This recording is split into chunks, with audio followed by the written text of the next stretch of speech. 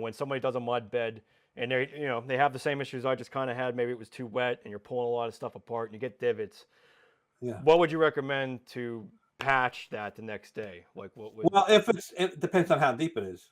If it's just like very shallow, just patch it with some thin set. Just have some thin set. Yeah. Yeah. Okay. But if it's deep, but how deep is it really going to be if you got a little divot Well, in I your mud? mean, maybe you even got burned out at the end and you have a little bit of a recess before the drain and you actually need to Yeah. repair the slope, I don't Yeah. know. Well, you can, if you the next day, if you got to pull out mud the next day to repair it, it's Yeah, easy to that's break true. up. Right. If you wait like 3 or 4 or 5 days, it gets a lot harder.